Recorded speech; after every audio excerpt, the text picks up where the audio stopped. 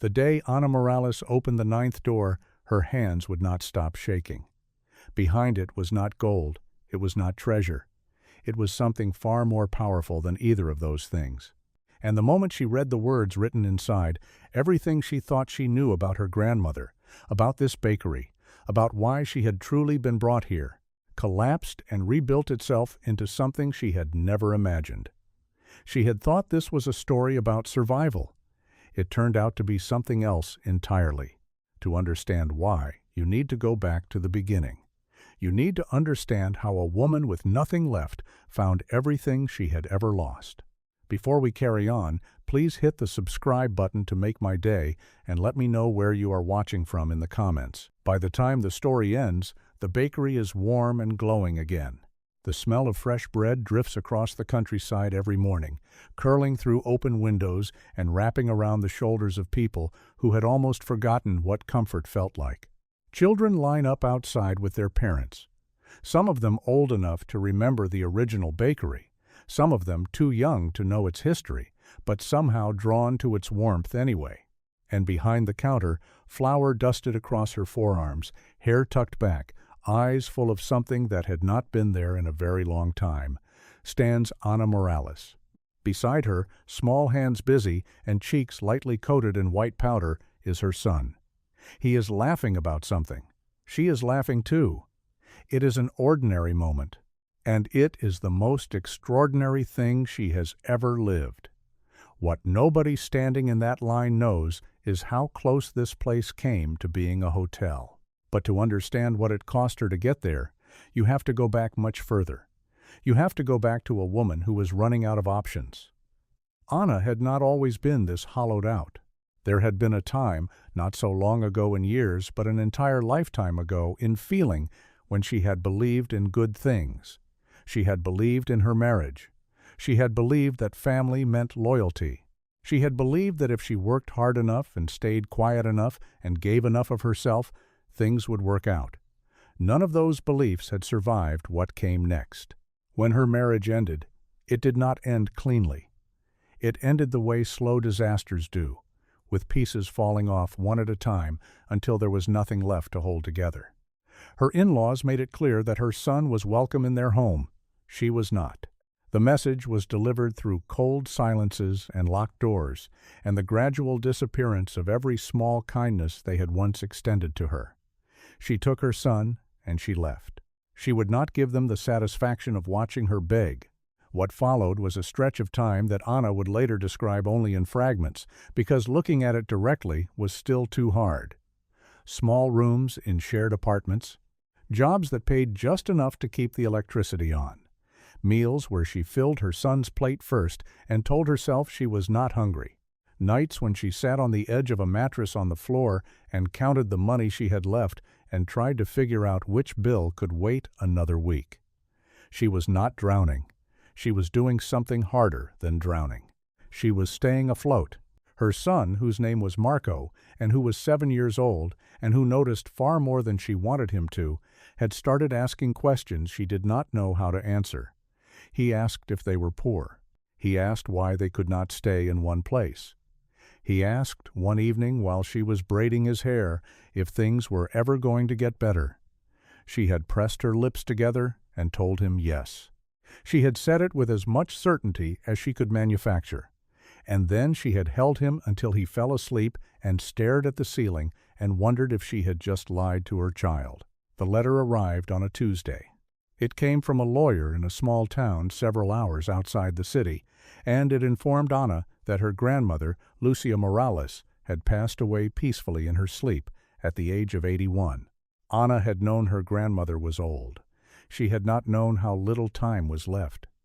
The guilt of that settled into her chest like a stone. The letter also informed her that Lucia had left Ana everything she owned: the house, the land, and the bakery. Ana had not thought about the bakery in years. It had existed in the back of her memory the way childhood places always do, more feeling than image, more smell than detail. Warm bread, flour on her hands, her grandmother's voice, low and patient, teaching her the difference between dough that was ready and dough that needed more time. She had loved that place with the simple, uncomplicated love that children give to places where they feel completely safe. And then she had grown up and moved away and let that love go quiet. She did not feel hope when she read the letter. She felt the particular exhaustion of someone who had been disappointed too many times to trust good news. She sat with it for 2 days, turning it over in her mind, calculating what it would cost to travel, what it would mean to uproot Marco again, whether this was actually an opportunity or just another dead end with a more scenic backdrop. In the end, it was Marco who made the decision for her. He found the letter on the kitchen table and asked what it said. She told him. He looked up at her with those serious eyes of his and said, very simply, that they should go. The drive took most of a day. Marco slept against the window for the last 2 hours, while Anna followed the directions the lawyer had sent, watching the city give way to smaller towns, the smaller towns give way to countryside, the countryside give way to narrow roads lined with old trees whose branches met overhead. She had forgotten how green it was out here. She had forgotten how quiet the world could be when it was not made of concrete and noise. By the time she turned onto the lane that led to the bakery, something in her chest had loosened very slightly. She was not ready to call it hope, but it was something. The something disappeared the moment she saw the building. The bakery was not what she remembered. What she remembered was full and alive, and smelling of sugar and yeast and warm mornings. What stood before her now was a ruin in slow motion. The windows were cracked or missing entirely. The front wall was dark with water damage.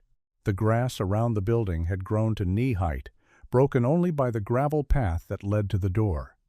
The old wooden sign above the entrance was still there, but the letters had faded to near illegibility. Anna sat in the car for a long moment with the engine off, looking at it. Marco, awake now, looked too. He said it looked like a place from a story. She said yes. She did not say which kind. They went inside. The interior was worse and also somehow better.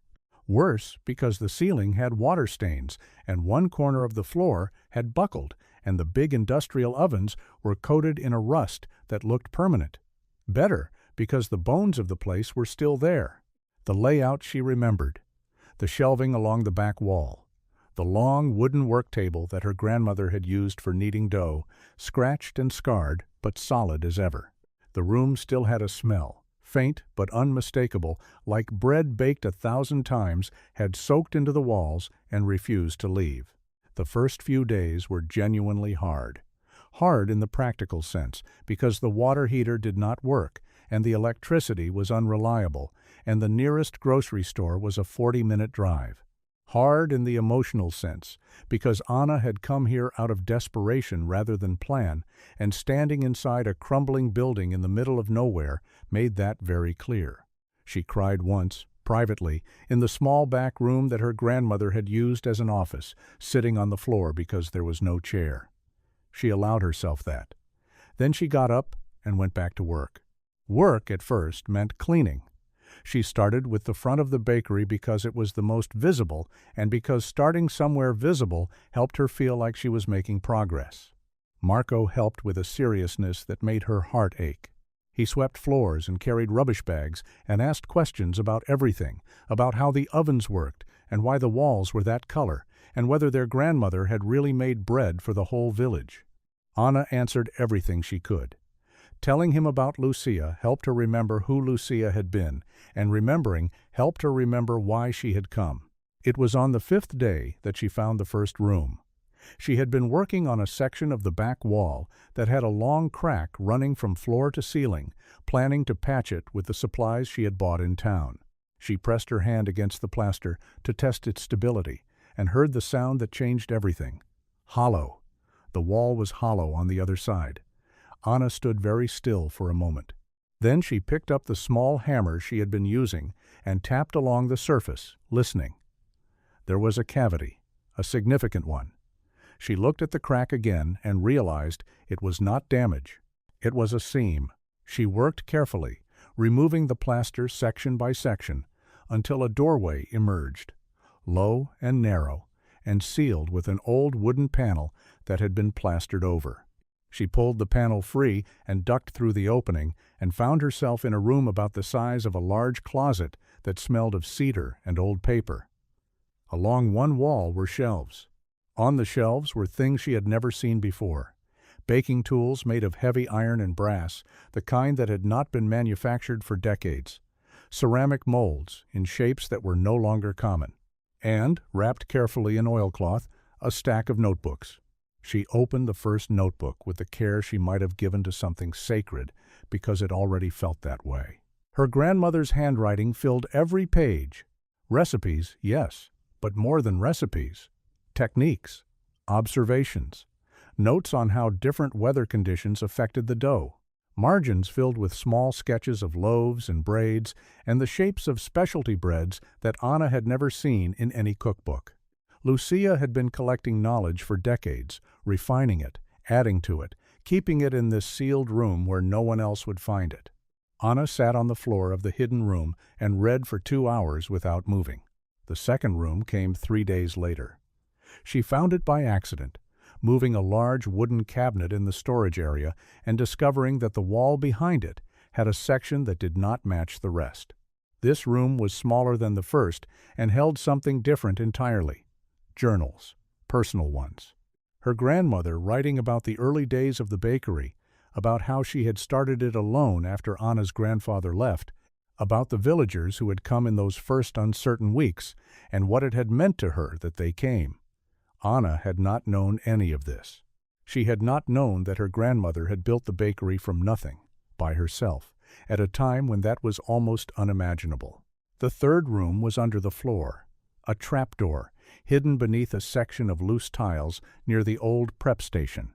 Inside, wrapped in cloth and packed with dried lavender to keep moisture away, were the original financial records of the bakery.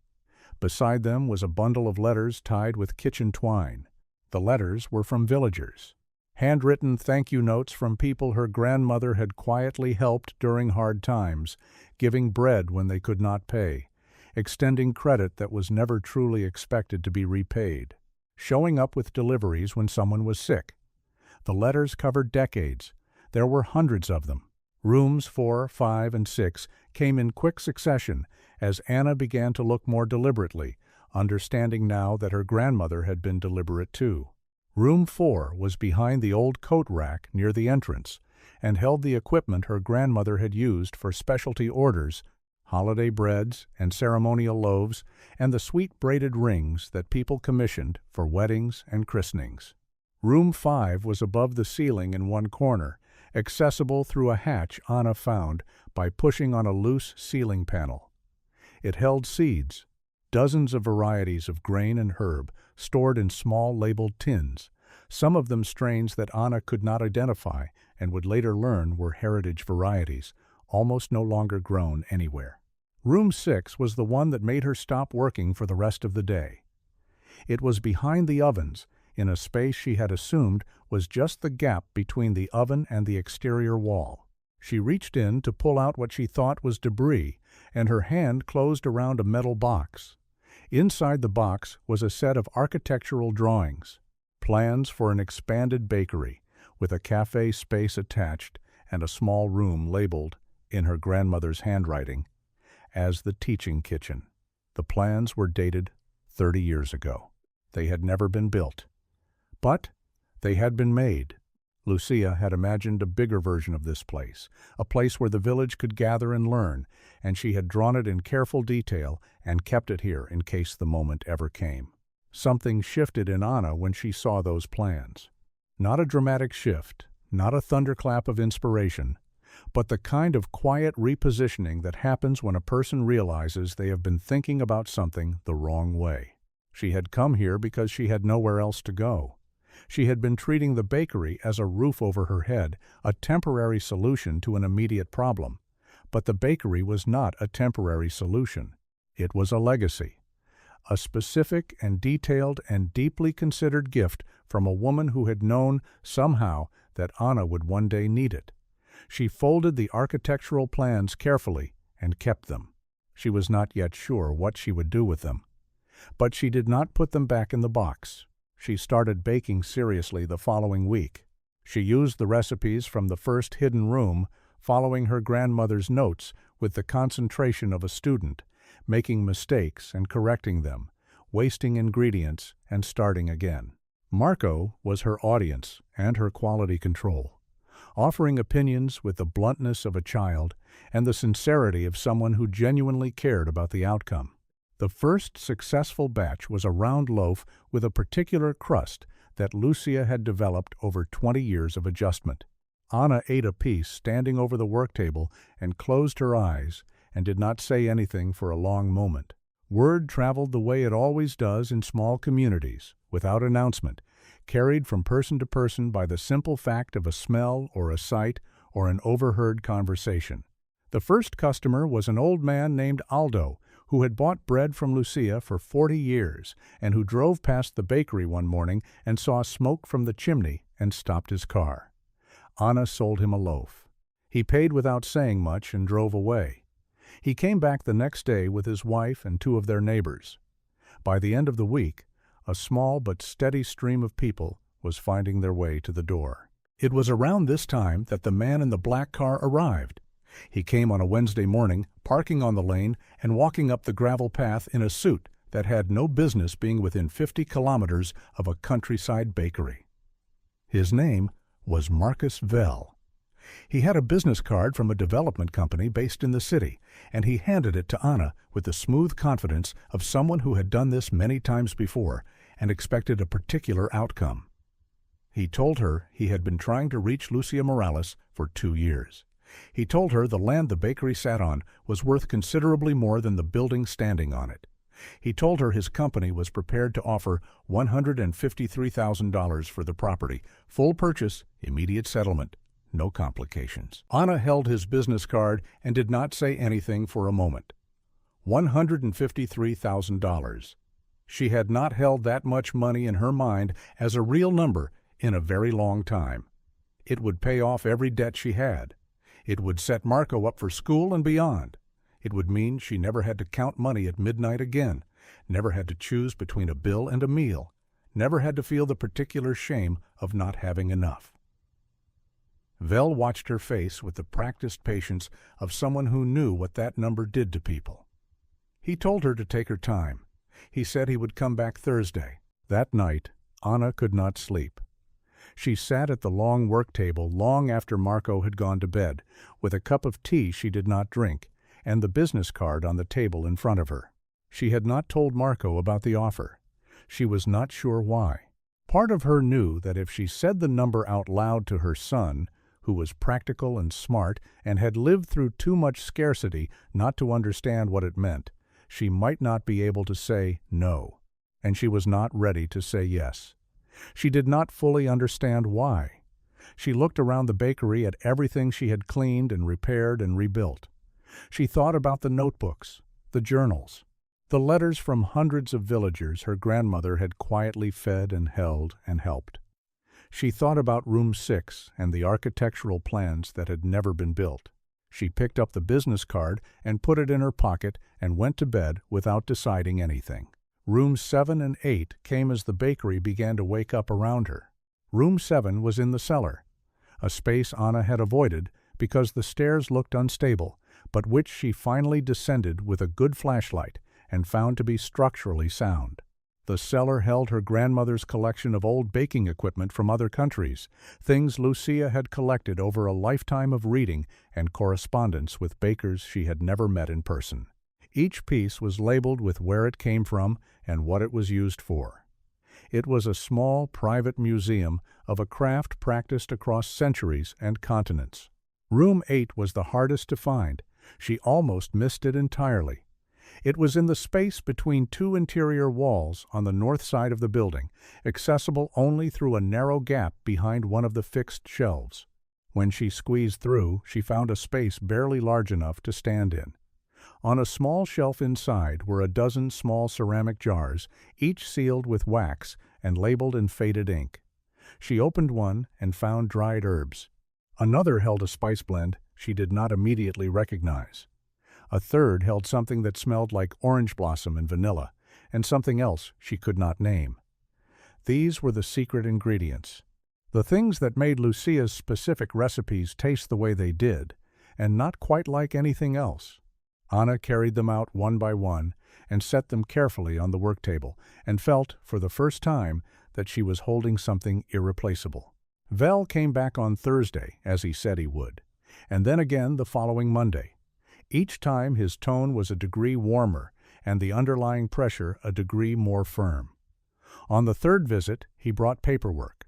He told Anna that the company had been watching the area for several years and had already secured agreements with 2 neighboring landowners. He told her, with a smile that did not reach his eyes, that whether or not she sold, the development would proceed around her. He said a boutique hotel going up on 2 sides of a small bakery would change the character of the area significantly. He called it something to consider. Anna thanked him for his time and told him she would be in touch. When he left, she stood in the doorway and watched the black car disappear down the lane and felt the full weight of what she was holding. This was not just her decision. This was the village's bakery, and there were people in this village who had written thank-you letters to her grandmother for decades. The bakery had fully come back to life by then. The line outside most mornings stretched past the gate. People had started coming from neighboring villages, drawn by word of mouth and the particular loyalty that people feel toward a taste they remember from childhood. Anna had hired 2 helpers from the village, a woman named Elena and her teenage son, and she was paying them properly and teaching them what she was learning from the notebooks. When she told Elena about the offer, Elena set down what she was holding and looked at Anna with an expression that was impossible to misread. She said, "Lucia refused that man twice. We all knew he would come back once she was gone. He had been trying to buy this land for years. Lucia called him a vulture in a good suit." Anna sat with that information for a long time. Her grandmother had refused the same offer, twice, without telling anyone, without drama, without asking for help or credit. She had simply said no and kept baking bread.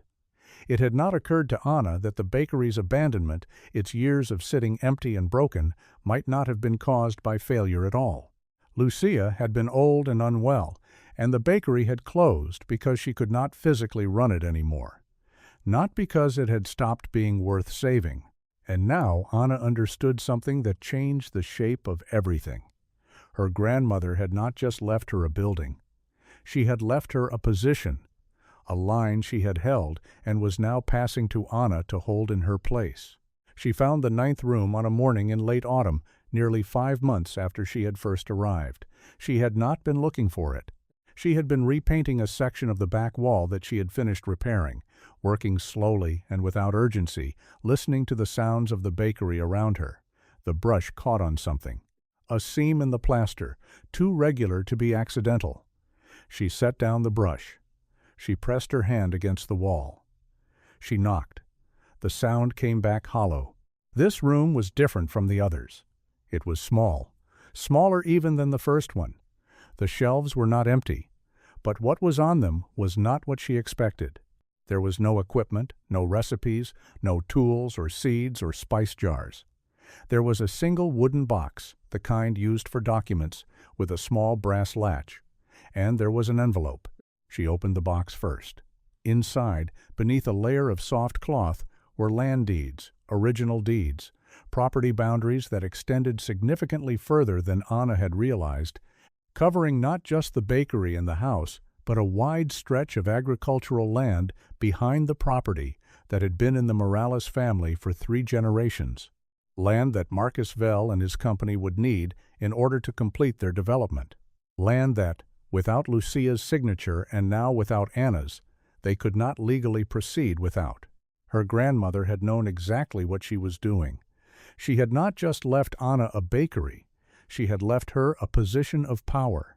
The undeveloped land behind the property was the keystone of the entire planned development, and it had always belonged to Lucia, and Lucia had always refused to sell it, and now it belonged to Anna. The village had not known. Even Elena had not known. Lucia had held this quietly for years, paying taxes on land she never publicized, making sure it stayed in the family for exactly this reason. The woman who had made bread for the village every morning of her adult life had also, in the background, been protecting it. Anna sat down on the floor of the 9th room with the land deeds in her hands and understood fully, for the first time, the size of what she had inherited. This was not a gift given out of sentiment. It was a gift given out of strategy. Her grandmother had been a quiet woman who said little and observed everything, and she had spent decades building something that looked like a simple village bakery and was actually an anchor, a thing that held the character of this place steady against every force that wanted to change it into something profitable and hollow. She opened the envelope last. It was the letter she had not known she was waiting for. Her grandmother's handwriting filled 2 pages, careful and unhurried. Lucia wrote that she had not told anyone about the land because privacy was its own kind of protection. She wrote that the development company had approached her when Anna was still a child, and again when Anna was a teenager, and again several more times after that. Each time, she had said no. She wrote that she had watched the countryside around similar villages change, watched the small places get swallowed, watched the people who had lived there for generations find themselves surrounded by things built for visitors who would stay a weekend and leave. She had decided, a long time ago, that this would not happen here, not while the land was hers. And now, it was Anna's. The last paragraph said, "I have given you what I built. I have given you what I protected. What you do with it is yours to decide. But you should know that you are not starting from nothing. You never were." Anna put the letter down on the work table. She pressed both hands flat against the old scarred wood and breathed. She thought about Vel and his black car and his offer of $153,000. She thought about the nights she had sat on a mattress on the floor, counting money and wondering which bill could wait. She thought about Marco asking whether things were ever going to get better. She thought about her grandmother refusing that same man twice without ever mentioning it to anyone, just going back to the ovens and making bread.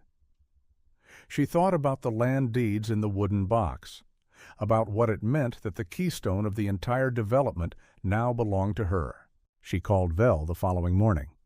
He answered immediately, his voice carrying the particular smoothness of someone who believed the call was going his way. Anna told him she had reviewed the property carefully. She told him she had found documentation she had not previously been aware of. She told him she was not selling. She told him this in a voice that did not shake. Vel pushed back, politely at first, and then with more edge, suggesting that the development would proceed regardless and that she would find the area changed around her. Anna said, "The parcel behind this property is also mine.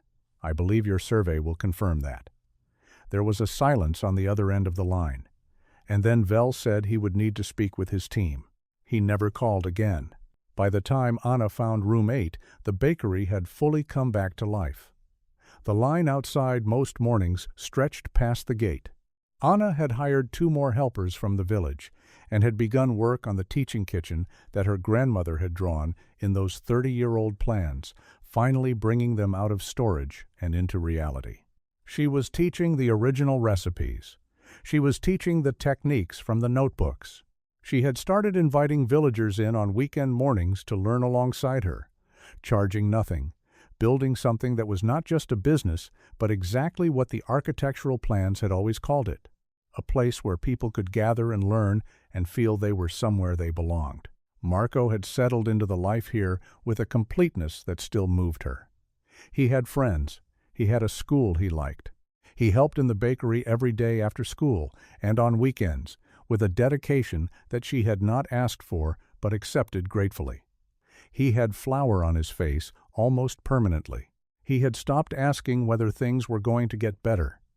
The question had answered itself. One afternoon, while they were closing up together and the last light was coming through the repaired windows at a low golden angle, Marco looked around the bakery and said it felt like it had always been there waiting for them. Anna looked at him and thought that he was right. It had. The bakery stands warm and full of life now. The smell of fresh bread fills the countryside.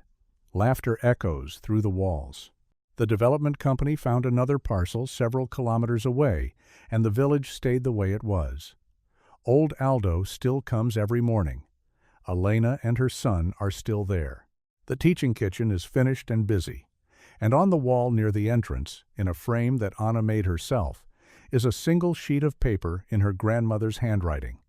Not a recipe, not a list of techniques, just the last line from the letter in the 9th room. If you are reading this, it means you came back. This place was never just mine. It was always meant to bring you home. Anna watches her son across the counter, flour on his cheeks just like hers once were, laughing at something with a customer. She smiles. She thinks about a woman who built something and protected something and loved something so quietly and so completely that it took 9 hidden rooms and 1 impossible letter to reveal the full shape of it. Some things are never truly lost, and some things were never as small as they appeared. They were just waiting for the right person to understand them.